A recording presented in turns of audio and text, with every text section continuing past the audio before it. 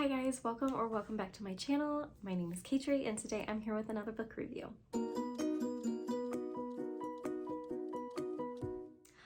Alright guys, so today I am going to be reviewing The Best of Me by Nicholas Sparks. Nicholas Sparks is a very widely known romance author. I've liked a good bit of the books that I have read by him so far. I'm pretty sure everything I've read by him is closed door or fade to black, so pretty clean romance. Now he's got a lot of books, so I have no idea if all of his books are like that, but everything I've read so far has been like fade to black or clean, you know, closed door. So yeah, we are going to talk about this book in particular though, my newest read by Nicholas Sparks. All right, so I'm going to start out telling you a little bit about this book. This is called The Best of Me. This is about two teenage lovers, Dawson and Amanda, and they're just so in love, but life basically separates them and has them going two different paths. And so a funeral brings them back together after about 25 years, I think. And the whole premise of this book is, can love really rewrite the past? After all that's happened, like, can it survive? Can it rewrite the past? So that's like the premise of the book and a little summary here. But my rating for this, I'm going to give you my rating and then I'm going to go over pros and cons of this book in particular. My rating for this is a 2.5 stars. So yeah, I did not love this very much at all. Let's talk a little bit about it. Let me give you my 3 pros. I really like Dawson. His character, he was generally like sweet guy. He had such an horrible, awful life growing up, but I really loved him. His character was great. I wish we would have seen more from him. I think we got a little bit more of Amanda's perspective in this, and I wish we would have seen more of Dawson's as the book went on, because you kind of start with Dawson's and then it kind of like switches to Amanda. I mean, it goes back and forth, but like it focused on her more after starting to see her. So, but anyway, so I did love Dawson's character. My second pro is, well, you know, I don't know if I have a second pro.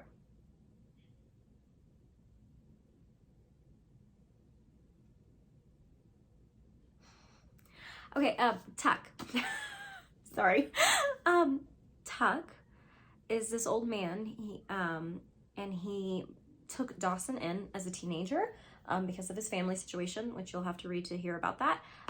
But Tuck was just, I mean, he had his problems, but he was a really sweet old man, and you could tell that they both needed each other, and he ends up becoming friends with Amanda too in her later life, so you get to know him a little bit better from that too.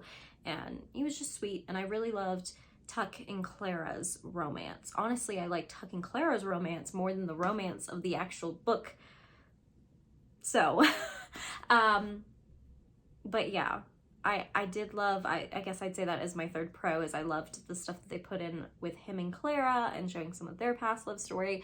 The garden that they explain in the book is very sweet that he planted for her. So yeah, those are my pros. I know it's not as much, it's not as as fleshed out as usual, but I did not like this book, so it was a little bit harder for me to come up with pros that I liked. Let's talk about the cons.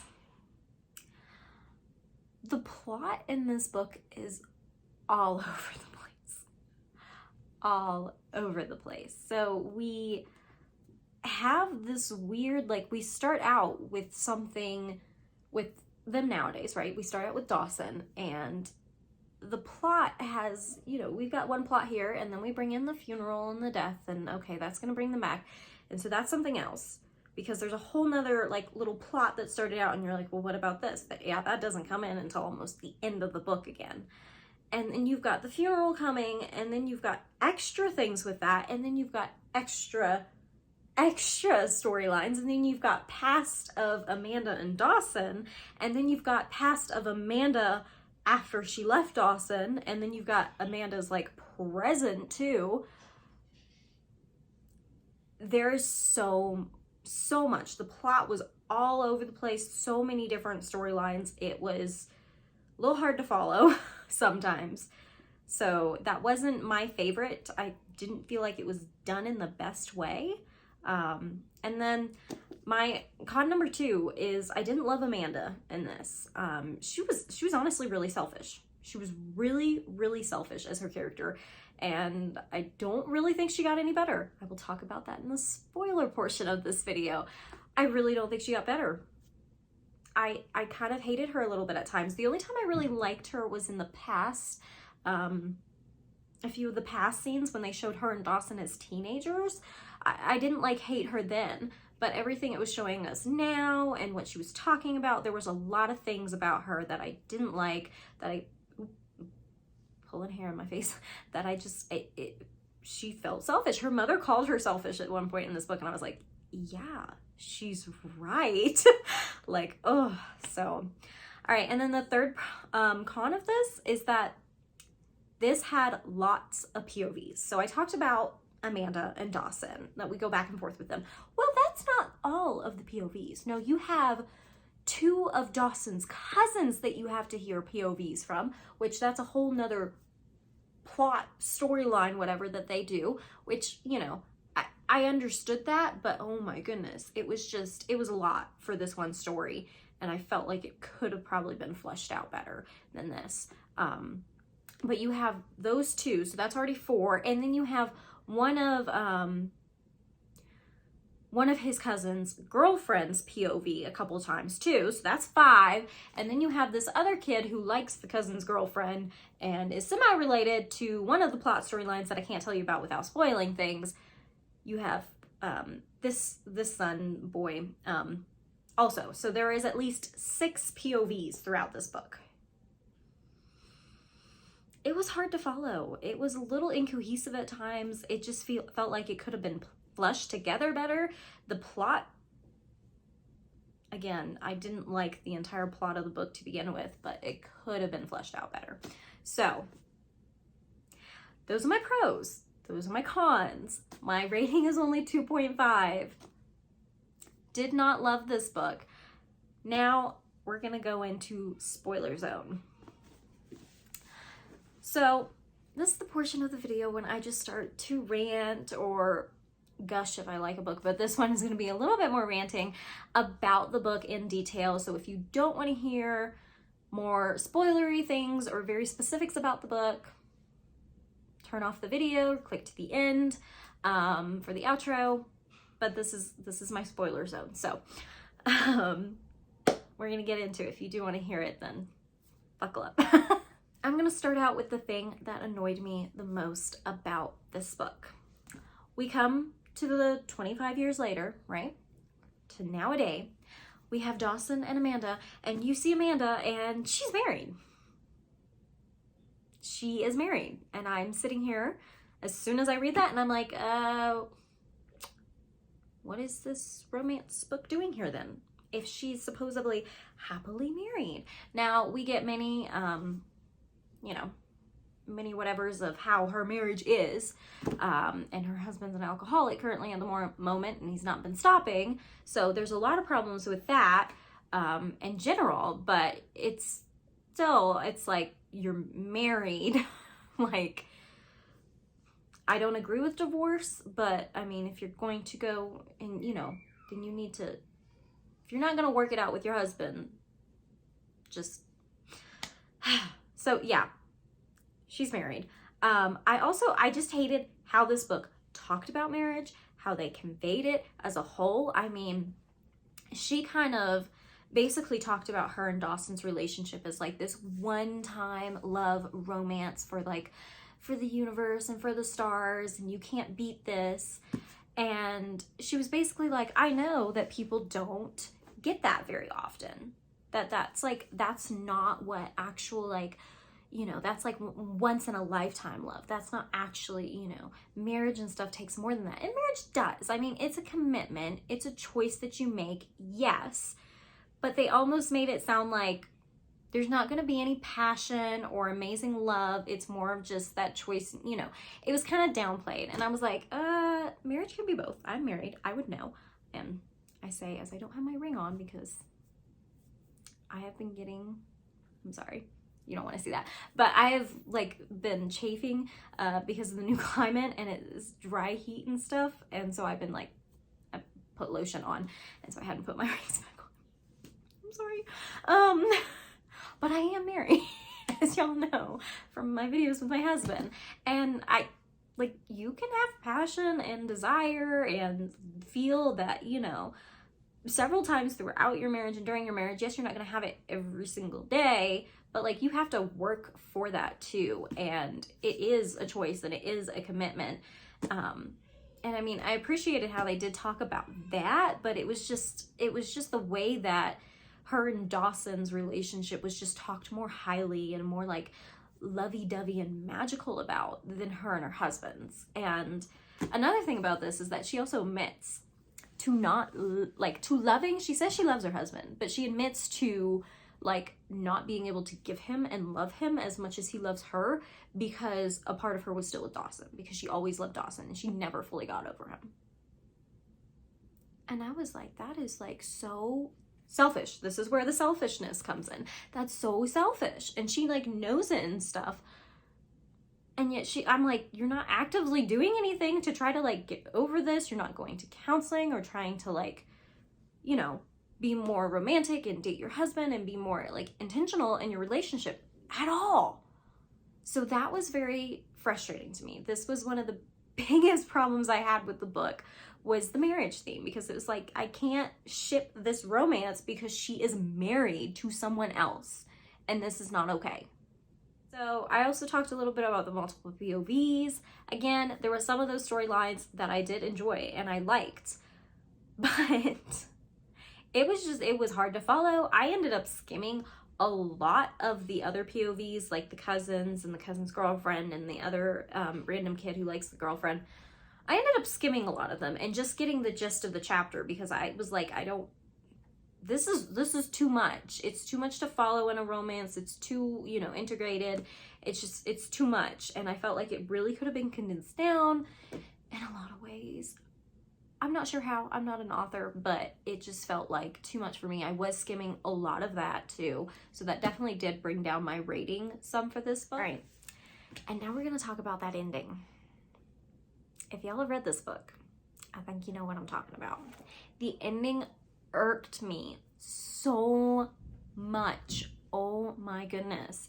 So she decides to leave her husband for Dawson. Like, she's driving back and deciding like, I'm going to leave my husband. Or she's trying to get to, I think she tried to go back to Dawson and she was going to leave her husband. But then she has to turn around because she gets a phone call that her husband and her son were in a car accident.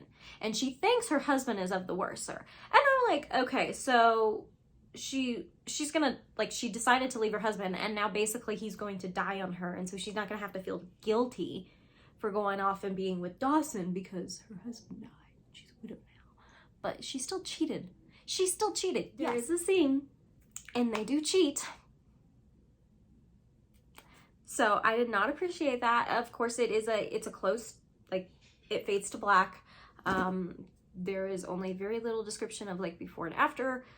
So nothing super explicit at all, but just beware of that. There is like a fade to black scene. But this was just, oh my goodness. This is what I'm thinking, is like, she cheated. But now she's not going to feel guilty because her husband died. But no, that's not what happens. Her husband ends up being okay, and her son is the one that ends up having more complicated, which I thought was a good twist, okay? I did think that was a good twist. It did surprise me. I was glad they didn't go the route of the husband to a point. And she's very mad at her husband, because the reason that her son was even on that road and driving was because her husband was too drunk to drive, and he had to go pick him up. So she was very upset at him, and she basically told him in the hospital she's going to leave him and all this, but then her son ends up having even worse complications, and, you know, doctors, counselors, and everything is like, he needs a lot of support. And so they decide to basically just stay together and to try to work it out and stuff, because they don't want to hurt his recovery, because he basically ends up having to get a heart transplant.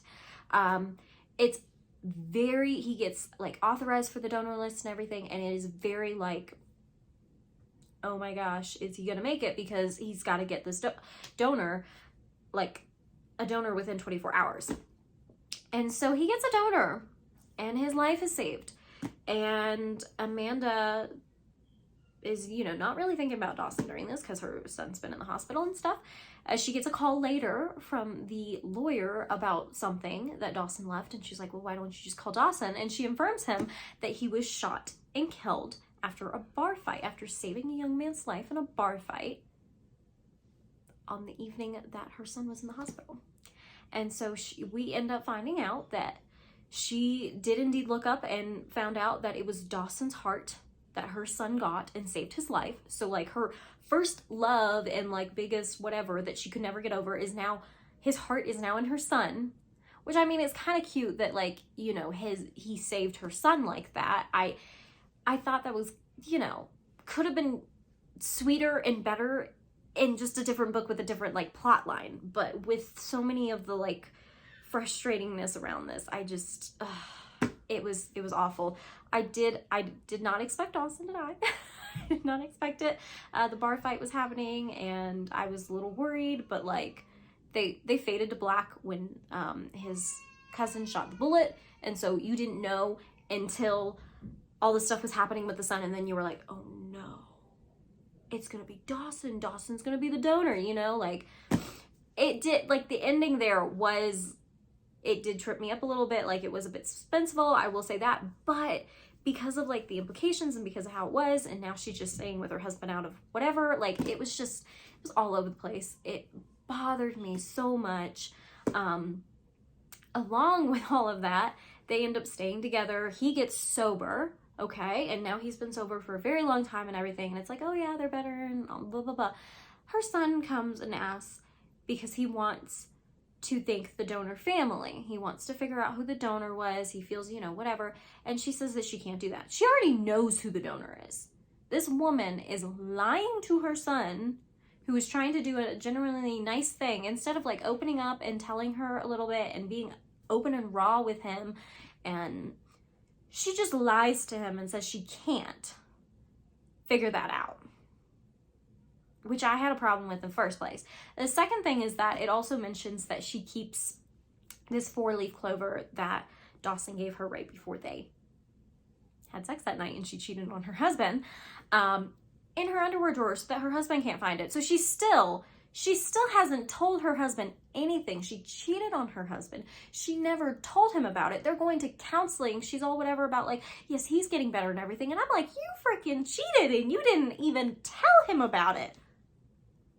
So the ending of this bothered me in so many ways. And Dawson, he deserved so much better. He had such a hard life and I was so sad. I mean, I understood because the way the storyline went, but I was so sad when that's like how it ended for him and that he couldn't have a better happy ending because he's kind of the one that deserved it, not Amanda, no offense, but yeah. So, all right. I think I've rambled on enough, but those are my thoughts. Again, it's only a 2.5 star for me. This is probably the lowest rated book that I've ever rated for Nicholas Sparks. So I think most of his books are all like 3 to 4 stars for me. I don't know if I've ever had a 5-star by him, but I always have pretty enjoyable romance reads. This was not it. Not it. So if you want my opinion, I would suggest not reading it. But if that is something, you know, if the things that I didn't like about it don't put you off at all, then you might like it. And again, it is very interesting, but one thing I will say is it doesn't really feel like a romance. You know, like, I guess it's just a not happily ever after romance, but yeah. So that's all for this video. Thank you guys so much for watching. I hope you will join me on my next video, and I hope you guys have a wonderful rest of your week. Bye.